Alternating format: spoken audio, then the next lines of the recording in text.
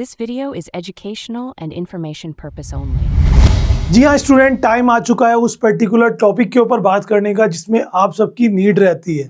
देखो, आप समझ गए होंगे थंबनेल देखकर कि मैं बात करने वाला हूँ CUET की, एक ऐसा गेटवे जो अगर आप किसी टॉप कॉलेज में एडमिशन लेना चाहते हैं इंडिया के अंदर, वो भी इंजीनियरिंग और मेडिकल की फील्ड को छोड़कर, तो आपको देना होता है CUET एंट्रेंस टेस्ट, जिसे हम कहते हैं कॉमन यूनिवर्सिटी एंट्रेंस टेस्ट। और ये एंट्रेंस टेस्ट जो होता है वो NTA कंडक्ट कराता है, जिसे हम नेशनल टेस्टिंग एजेंसी कहते हैं। ये बेसिकली जो NTA है ये JEE मेंस और नीट का एग्जाम भी कंडक्ट कराते हैं।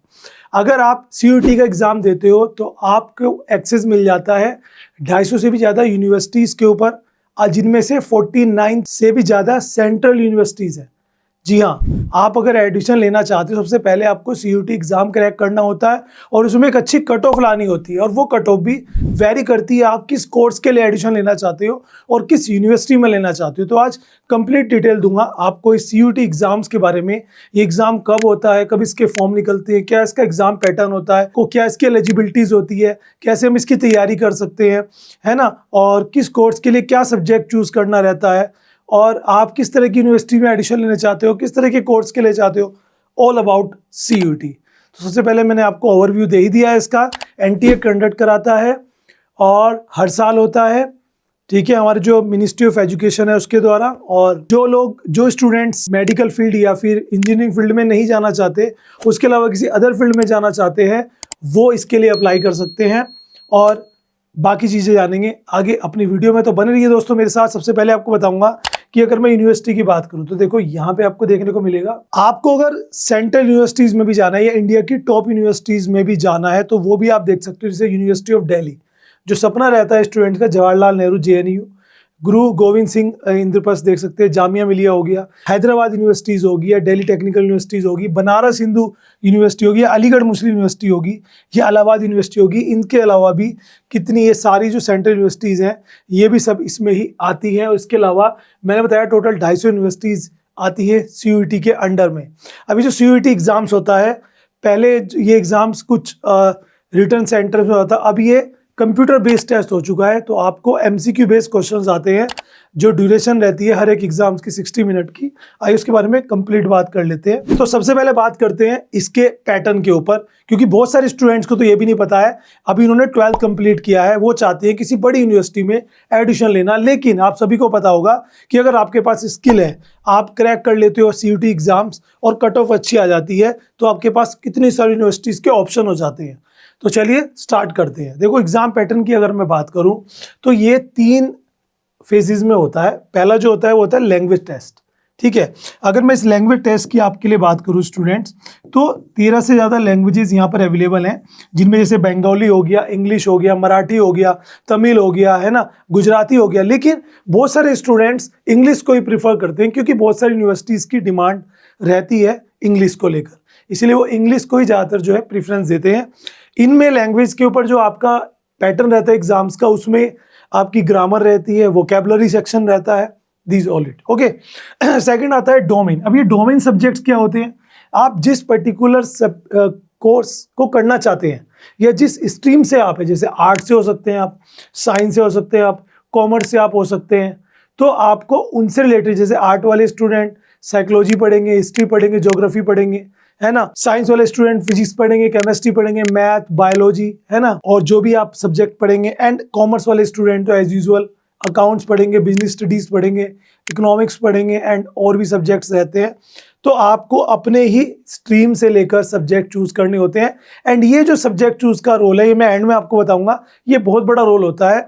आप जिस कोर्स को करने जा रहे हैं, जिस यूनिवर्सिटीज के बारे में आप सोच रहे हो, उस कोर्स के लिए, जैसे फॉर एग्जांपल आप BSc ऑनर्स सोच रहे हो या BCom ऑनर्स सोच रहे हो, तो BSc ऑनर्स में तो आपके पास फिजिक्स और मैथ होना चाहिए, तो वो 2 सब्जेक्ट तो आपको जरूर चूज करने हैं।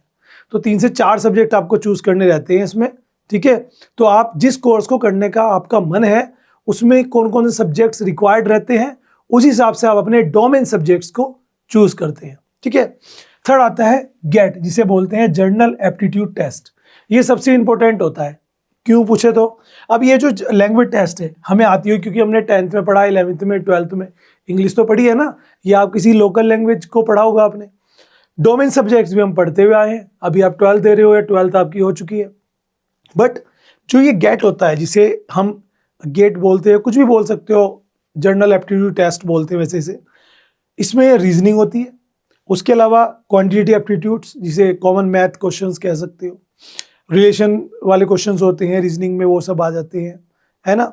और टाइम के ऊपर क्वेश्चंस होते हैं, और भी बहुत सारे होते हैं, एंड करंट अफेयर्स भी आ जाता है। ये जो सब्जेक्ट होता है, ये जो एग्जाम होता है, ये सबके लिए नहीं होता, कुछ के लिए मैंडेटरी होता है। जैसे फॉर आप मतलब जैसे दिल्ली यूनिवर्सिटी के लिए आप बीबीए करना चाहते हो वहाँ से, है ना, बीकॉम ऑनर्स करना चाहते हो, तो उस कंडीशन में आपको देना पड़ेगा एग्जाम। तो ये पूरा पैटर्न आप समझ गए एग्जाम का। अब इसे देख के डरिए मत, अभी आगे भी मैं आपको कुछ और बताऊंगा इसके बारे में, ठीक है।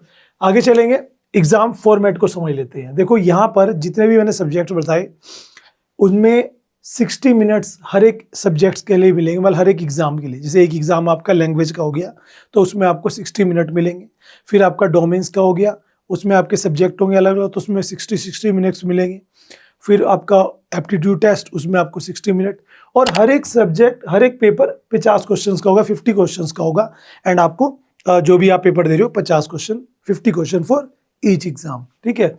जैसे लैंग्वेज के लिए 50 हो गया, डोमेन के लिए 50, गेट के लिए 50, और आपका क्वेश्चन सही होने पर 5 नंबर मिलेंगे, ठीक है। जैसे मान लो आपके 5 पेपर है, तो 5 नंबर हो गया, यानी कि 1250, यानी कि 1250, ठीक है। तो आप 1250 का टोटल आपका हो गया, उसमें से आपकी कट ऑफ बनेगी। बट अगर कोई क्वेश्चन आप गलत कर देते हो तो उसकी -1 हो जाता है, निगेटिव मार्किंग भी है इसमें, ठीक है।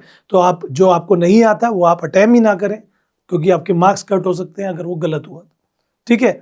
तो यहाँ पर जो कट ऑफ रहती है वो मान के चलिए कि आपके 1250 में से रहेगी, ठीक है। मैं एग्जांपल दे रहा हूँ, तो इसमें से जितने ज़्यादा आप स्कोर करोगे वो एक अलग चीज़ है। फिर उसके बाद आप आगे बात करेंगे कट ऑफ के बारे में, अभी डायरेक्ट बात नहीं करते, एलिजिबिलिटी की बात कर लेते हैं। एलिजिबिलिटी में देखो क्या चाहिए, सिर्फ CUT एग्ज़ाम देने के लिए सिर्फ 12 पास आउट चाहिए। पहले क्या होता था कि हर एक यूनिवर्सिटी अपने हिसाब से एग्जाम्स कराती थी, हर एक यूनिवर्सिटी का अपना एंट्रेंस टेस्ट होता था। बट CUT के अंडर में आने से सभी के लिए एक एग्ज़ाम होता है। फिर आप अपने हिसाब से चूज़ कर सकते हैं यूनिवर्सिटीज़ को, अगर यूनिवर्सिटीज़ की जो रिक्वायरमेंट्स होंगी। जैसे फॉर एग्जांपल आपकी यहाँ पे कट ऑफ आई, कुछ भी आई, उसके बाद आप किसी पर्टिकुलर ABC किसी यूनिवर्सिटी में जाना चाहते हो, तो आपको वेबसाइट पे जाके चेक करना होगा कि जिस कोर्स के लिए जाना चाहते हो, ध्यान रखना 2 चीज़ इंपॉर्टेंट है। तो वहाँ पर कितनी रिक्वायरमेंट है कट ऑफ की, अगर उतनी आपकी आई है तो आप उस यूनिवर्सिटी में एडिशंस के लिए अप्लाई कर सकते हैं। तो ये डिपेंड करता है एडिशंस के लिए कि यूनिवर्सिटी की रिक्वायरमेंट्स क्या है, और CUT की कट ऑफ आपको 12th के बेसिस पर हो ही जाती है आपका जो एग्ज़ाम है। अब बात करते हैं ये एग्ज़ाम कब होता है। तो देखो सिंपल सी बात है, एग्ज़ाम का फॉर्म आप पहले भरोगे, फिर एग्ज़ाम होगा, एंड देन उसका रिजल्ट आएगा, उसके बाद आप कट ऑफ के बेसिस पर एडिशंस लोगे। वैसे इसके फॉर्म अनाउंसमेंट के हिसाब से फरवरी में या मार्च के बीच में आ जाते हैं, फरवरी में निकल जाते हैं, मार्च तक आप भर सकते हो, आपको थोड़ा बहुत टाइम मिल जाता है। इस साल मार्च में आए थे, मार्च में फॉर्म भरे गए थे, पता नहीं क्यों, बट हाँ इस बार उम्मीद है कि फरवरी में आ जाएगी, तो आप इसके लिए तैयार रहिए। एग्ज़ाम इसका मई और जून के मिड में होता है, समझ के चलिए, क्योंकि एग्ज़ाम अलग अलग हो गया ना, सब्जेक्ट साइंस वालों का अलग, आर्ट का अलग, कॉमर्स का अलग, उस कंडीशन। रिजल्ट इसका जुलाई के फर्स्ट वीक तक आ जाता है, जो उसकी कट ऑफ लिस्ट आ जाती है। आप वेबसाइट पे जाके चेक कर सकते हो कितनी आपकी कट ऑफ आई है, क्या है, वो आपको डिटेल्स आ जाती है। उसके बाद आप एडिशन प्रोसीजर्स के लिए आगे बढ़ सकते हैं। चलिए ये भी हो गया, अब आती है कट ऑफ की बात। तो मैं एक चीज़ कहूँगा, कट ऑफ को ध्यान से समझना। बहुत सारे बच्चे ये भी सोच रहे होंगे सर कट ऑफ बताएंगे, इतनी कट ऑफ पे एडिशन होता है, ऐसा कुछ भी नहीं है। हर एक कट ऑफ हर यूनिवर्सिटी की रिक्वायरमेंट्स के बेस होता है। आपने CUT एग्जाम दे दिया, उसमें आपकी जो भी कट ऑफ आई वो आ गई। अब आप आता है सेकंड फेज, जिसमें आप यूनिवर्सिटी चूज करते हो। तो आपने कोई भी यूनिवर्सिटी चूज करी, और कौन सा कोर्स आप चूज करते हो। एक यूनिवर्सिटी के अंदर 10 तरह के कोर्सेज होते हैं, और उन कोर्सेज के हर कोर्स की अलग रिक्वायरमेंट्स होती है, समझ रहे हो।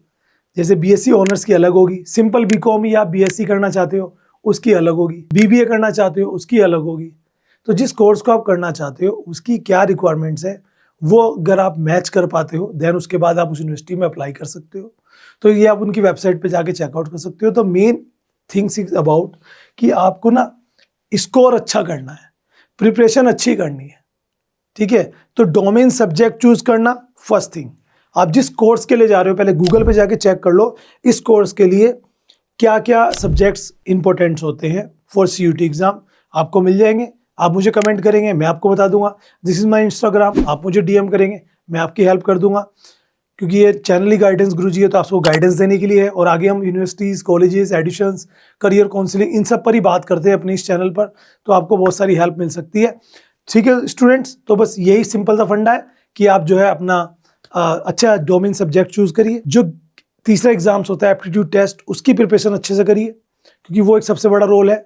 और लैंग्वेज सब्जेक्ट की, बाकी सब्जेक्ट्स तो आपने डोमेन्स तो पढ़े ही है, जो भी कोर्स आप करना चाहते हैं। इससे आपका एक अच्छा स्कोर होगा, तो आपको एक अच्छी यूनिवर्सिटीज़ मिलेगी, सेंट्रल यूनिवर्सिटीज़ भी मिल सकती है, तो आपके लिए सुनहरा मौका हो सकता है। वीडियो अच्छी लगे तो लाइक कीजिएगा, और आगे और किसके ऊपर वीडियोस आपको चाहिए मुझे कमेंट करके बताओ। Thank you so much.